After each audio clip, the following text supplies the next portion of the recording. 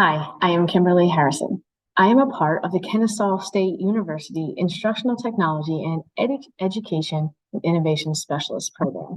My capstone is titled Digital Organization in an Online Environment. A vital part of any student's education is staying organized and keeping up to date on assignments, assessments, notes, study habits, and work completion. You know that kid who arrives late, can't find an assignment in their school bag, has no pencils, and forgot there was a test today? Yes, that student needs much support to function at his or her best throughout the school day. However, what if he or she was a digital learner? Do you think the same disorganization occurs digitally? Based on my personal experience, yes, this student continues to struggle with organization online. There are notes all over his or her drive, nothing is labeled, and there's no calendar with dates to remember or reminders for assignments, etc. This student typically lacks skills in executive functioning. Executive functioning skills allow students to retain and work with information in their brains, focus their attention, filter distractions, and switch mental gears. Three basic dimensions of these skills include working memory, inhibitory control, and cognitive flexibility. Harvard University's Center on the Developing Child notes working memory as the ability to grasp information and store it in the brain for long-term retrieval. Inhibitory control as the ability to be free from distraction and focus on the task at hand, so critical thinking can occur.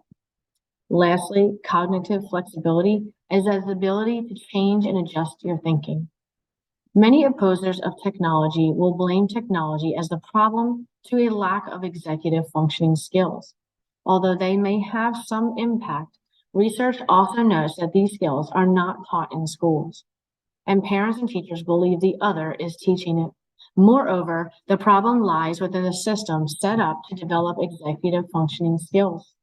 One being organization. There are thousands of tools available for online learning, and teachers in each grade level and across subjects utilize many different tools throughout the school year. Hence, students become flustered and overwhelmed by not having one place to host all their information. My original capstone plan was to implement Papara, which is a classroom software program.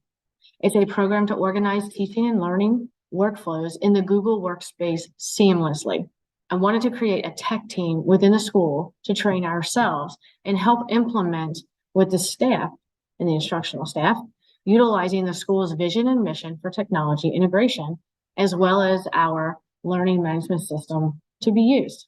My evaluation plan was to just technically use observational data. We have PLC content area meetings. We have PLC meetings with the entire staff. We have cross-curricular content meetings. I thought we would take advantage of those opportunities to collect feedback during those PLC times, as well as creating and developing surveys to distribute and disseminate to our parents, our students, and teachers. And we would do that about 3 times throughout the implementation plan, evaluate those results or grab that feedback from all 3 areas, again, teachers, parents, and students, to kind of make tweaks to the Hapara dashboard or, like the classroom assignments or where to put everything. Because one of the missions and visions of Cobb Online Learning Academy, where I was teaching, was to have every teacher during the online experience to be in alignment so that students didn't get confused. Now, we didn't start off that way, but eventually that became a tweak in our vision and mission, was to create alignment across content areas. So throughout my capstone experience, I worked for Cobb Online Learning Academy. If you don't know about Cobb Online Learning Academy, it was a post-COVID school in 2021, 2022 was our first year of developing the school. It was a full-time 100% online academy. Students, just like brick and mortar, would come to classes for each subject: science, math, language arts, social studies, connections, or elective classes.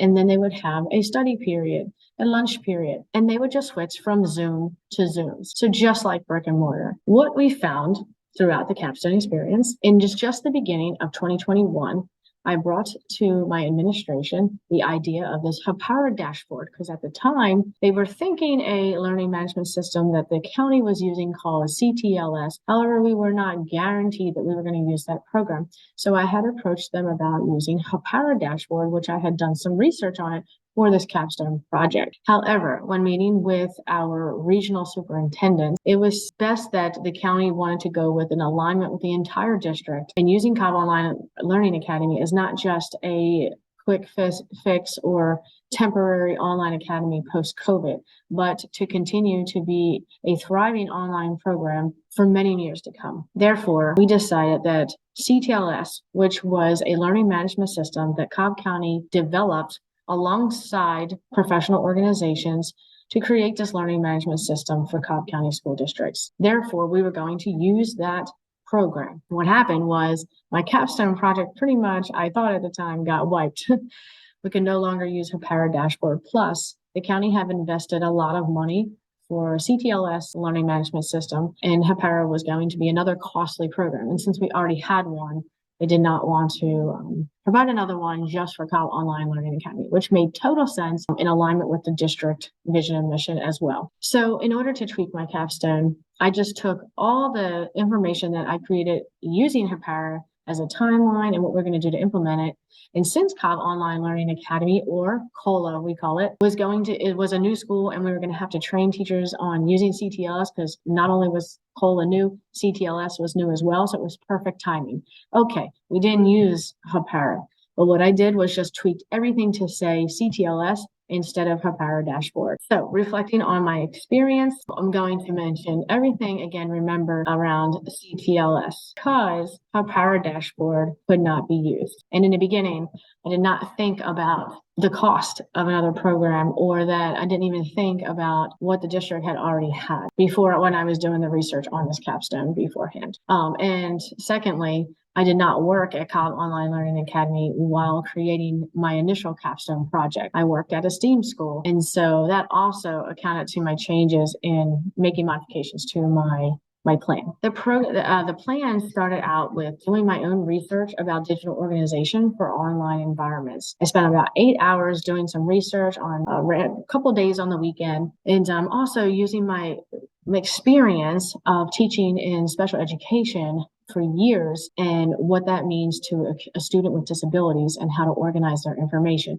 And now just kind of transferring that skill to the online environment. A lot of the research that I did find heavily focused on working memory in the brain. And a lot of it was around students with disabilities. It's why it was seamlessly easy for me to transfer my skill and understand that information, because of my experience with students with disabilities. During the Kennesaw Instructional Technology program, I was able to do things like a SWOT analysis, a data analysis of a school, which really helped me understand how to collect school information and data.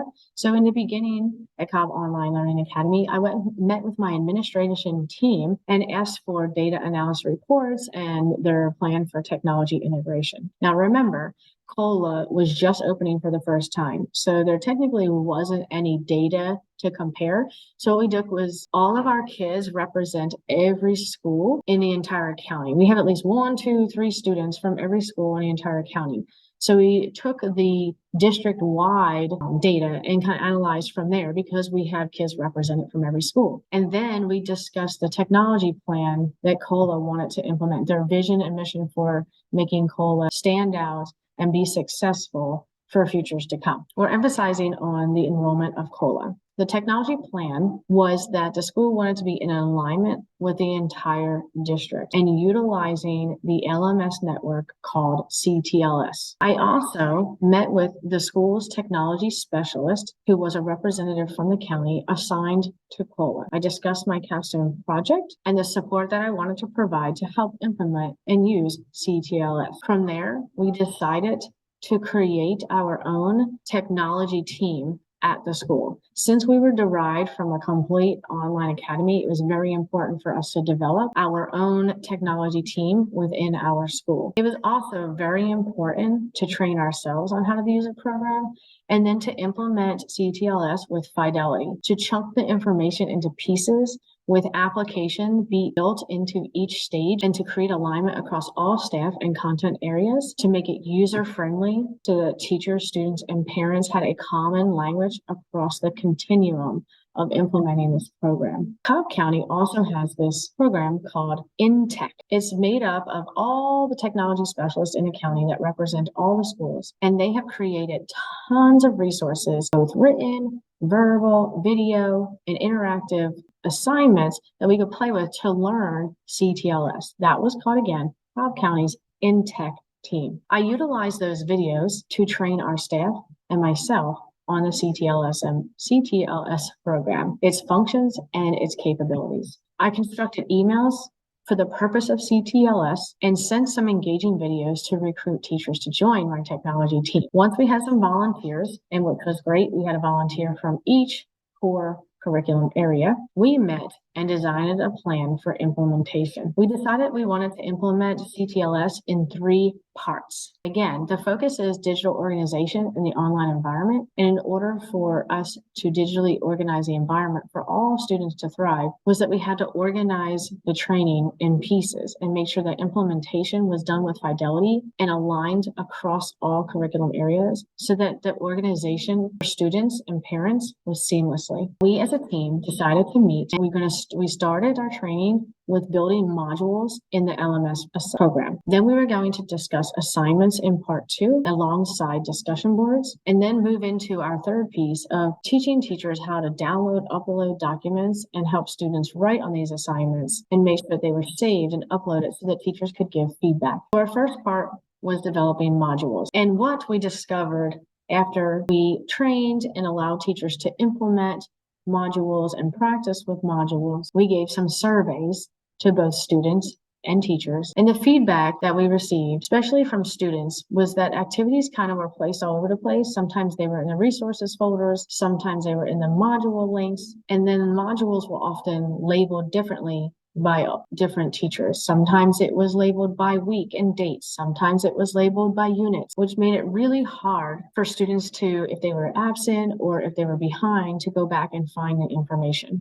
In addition, we realized that it was easier to add discussion links to the module content rather than to go back to the home page, then click on discussions, and then find the particular discussion that students were to participate in. So we requested to have all resources and PowerPoints of content in the resource folders in the resource section of CTLS. Teachers agreed that content will be labeled by the unit in the resource folders, and that discussions would be linked in the module content so that students can click on it and take them right to the exact discussion that was required. After this, we trained teachers in part 2 of CTLS, which included the assignments function of CTLS, including adding, modifying, and deleting assignments, utilizing the Dropbox, and again, discussions. We allowed teachers to implement the assignments for about a week before we required feedback. Part 2, they were given surveys and asked to discuss their feedback or their glows and grows during their PLC content area meetings. What we learned is that students were struggling to upload and download assignments. They had a lot of difficulty writing on the assignments and manipulating work, as well as saving their answers to return to it later. Teachers noted that lots of incomplete and missing assignments were prevalent and that deadlines were not being met. Therefore, when the Civil Technology team met again, we requested some changes in the CTLS LMS program. There were 2 places that students must have clicked to save their work, which was very confusing. They would submit assignment, have to hit save, and then would have to go to the top, scroll to the top and save again. But they said once they hit save, they figured it would be saved. But CTLS had a glitch and they had to save in 2 spots. That wish was granted, and the CTLS management team had fixed that concern. Teachers also needed training on finding student work and how they know if it's uploaded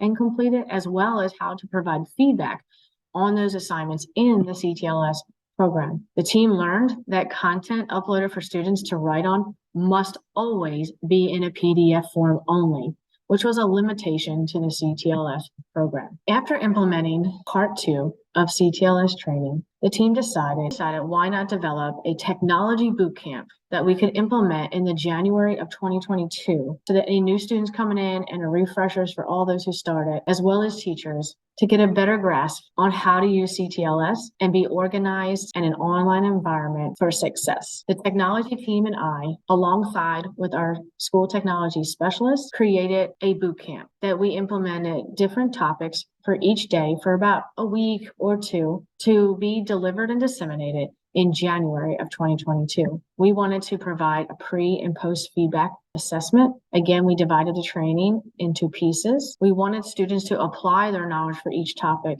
not just get the content information, but then do a little bit of an activity to apply their knowledge. And then we were going to give them surveys post the boot camp for feedback. Then in February and March, we allowed the teachers just to go with it and implement parts 1, 2, and eventually 3 when we trained part 3, which were pretty much just putting it all together and allowing the students, parents, and the teachers to maneuver through CTLS throughout the year. Throughout this implementation, the technology team was available for troubleshooting, support. We also had one-on-one, a calendar invite for meetings for teachers who needed support. And we would come during times that we both had allotted to either model the CTLS activity or troubleshoot the thing that they needed. And sometimes we popped into their Zooms to model for students. We also developed on Thursdays a make and take lunchtime. So we had lunch for about an hour. And so they would bring their lunch and we would make and take different activities in CTLS to help students organize their learning environment, as well as teachers. Again, we provided surveys to teachers, students, and parents about the whole year in terms of implementing CTLS since August. Across the board, all participants were more comfortable using CTLS, and the organization of the material and content became clearer. Teachers noticed more assignment completion and turn-in rates on time. Parents felt their child was performing better and becoming more independent. Parents did request to have something on the class board to know what assignments are due and when. The team decided we would all use a week at a glance on each dashboard, update it weekly for support for this initiative. Furthermore, Chromebooks started to become a major concern. Because we were a Microsoft 365 program, our Chromebooks weren't aligning with many other additional programs that we were using. Our administration, along with county superintendent, decided to switch out the Chromebooks for Dell laptops for all students throughout the second semester. Our last meeting in March as a technology team reflected on the entire year. We are keeping the Dell laptops. In 2022-2023 school year, we decided to go to a 4-day school week, leaving Fridays for tutoring, collaboration, in-person field trips, and content collaboration. The delivery of boot camp was now going to be implemented the first week of school in both August and again in January. It is great to utilize for students who are new as well in January, and refresher for students who have been there. We also thought it would be important to use students who have been there or who are proficient to help deliver the boot camps as well. The organization of CTLS became clear throughout the year and proved that effective implementation of training for both instructional staff and students must occur each year. We discussed having an optional pre-service week for new students to COLA to join us for technology boot camps prior to the beginning of school year. CTLS is effective in working for our online students, and it is effective with digital organization.